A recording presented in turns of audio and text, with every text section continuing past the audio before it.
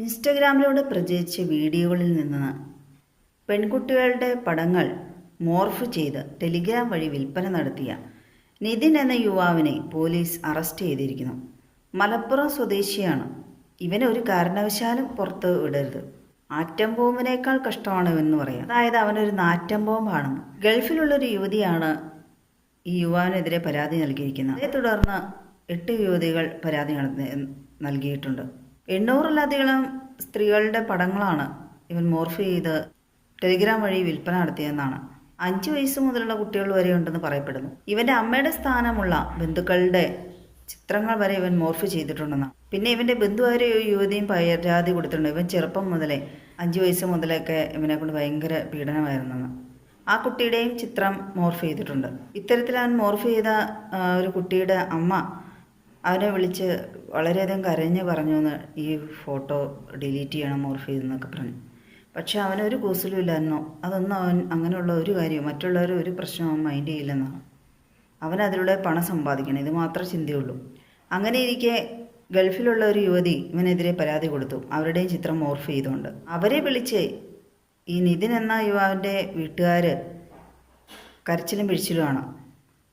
പരാതി കൊടുക്കരുത്, പിൻവലിക്കണം, അല്ലെങ്കിൽ നിതിൻ്റെ സഹോദരി ആത്മഹത്യ ചെയ്യും, അങ്ങനെ ഇങ്ങനെ എന്നൊക്കെ പറഞ്ഞിട്ടുണ്ട്. എന്തൊരു തള്ളമ്മയാണത്. അവൻ്റെ കൊള്ളരുതായ്മകൾക്ക് കൂട്ടു നിൽക്കുകയാണ്. അവർക്ക് മാത്രമാണ് പെൺകുട്ടികൾ.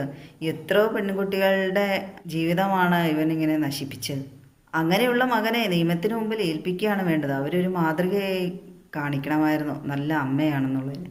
എന്നാലേ ഇത്തരത്തിൽ ചെയ്യുന്നവർക്ക് ഒരു പാഠമാവുകയുള്ളൂ, ആവർത്തിക്കാതെ ഇരിക്കുകയുള്ളായിരുന്നു.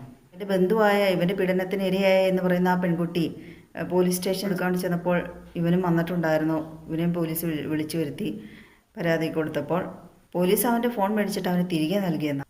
പിന്നെ അവൻ എന്താണ് ചെയ്യാൻ പാടില്ലാത്തത്? തെളിവ് നശിപ്പിക്കുകയോ നശിപ്പിക്കാതിരിക്കുകയോ എന്തുകൊണ്ടും ചെയ്യാൻ പാടില്ലേ. അപ്പോൾ പരാതി കൊടുത്തവരൊക്കെ വിഡ്ഢികളായി. ഇവനെതിരെ ആദ്യം പരാതി കൊടുത്ത താനൂർ സ്വദേശിയാണ്. ബേപ്പൂർ പോലീസ് സ്റ്റേഷനിൽ ഇവന് ഇതുപോലെ ചെയ്ത ഒരു പെൺകുട്ടി പരാതി കൊടുത്തിട്ട് അത് കേസ് എടുത്തില്ല എന്നാണ്. താനൂർ സ്റ്റേഷനിലും വലിയ സഹായമൊന്നും ഇരയ്ക്ക് ഉണ്ടായിരുന്നില്ല എന്നാണ്. ഇപ്പോൾ ഏതായാലും വാർത്ത കണ്ടത് പോലീസ് അവനെ അറസ്റ്റ് ചെയ്തിട്ടുണ്ടെന്നാണ്. ഇവന് ഏതോ ഒരു സ്ഥാപനത്തിൽ താൽക്കാലികമായി ജോലി ഉണ്ടെന്നാണ്. നിതിൻ എന്ന യുവാവ് ഒറ്റയ്ക്കാണോ അതോ കൂട്ടായിട്ടാണോ? ഇതിന്റെ പിന്നിൽ വല്ല മാഫിയുണ്ടോ? ഇതിന്റെ കൈവശം 10-11 സിമ്മുകൾ ഉണ്ടായിരുന്നു എന്നാണ്. നിതിൻ രാഷ്ട്രീയ സ്വാധീനമുള്ള ആളാണെന്നാണ്. അതുകൊണ്ടാണ് പോലീസുകാർ ഫോൺ മേടിച്ച് നോക്കിയിട്ട് തിരിച്ചു കൊടുത്തതെന്നാണ്. ഞാൻ ആലോചിക്കുകയാണ്, ആ തിരിച്ചു കൊടുക്കുമ്പോൾ ഓർക്കുക, അവനവൻ്റെ കുടുംബത്തിലെ ഏതെങ്കിലും സ്ത്രീകളും അതിനകത്തുണ്ടായിരുന്നെങ്കിൽ തിരിച്ചു കൊടുക്കുമായിരുന്നു. ഇവനെ ഈ 1000-ഓളം ചിത്രങ്ങൾ ഇവൻ്റെ ഫോണിൽ സൂക്ഷിച്ചിട്ടുണ്ടെന്നായിരുന്നു. പോലീസുകാർക്ക് മെനക്കെട്ട പണിയാണ് സൈബർ സെല്ലിന്. ഇതുപോലത്തെ ഉള്ള എണ്ണങ്ങളുടെ പുറകെ പോയിട്ടുണ്ടെങ്കിൽ മൊത്തത്തിൽ എല്ലാവർക്കും പണി ഉണ്ടാക്കി വെച്ചേക്കുവാണ്. എന്തൊരു സാമൂഹ്യ ദ്രോഹിയാണല്ലേ.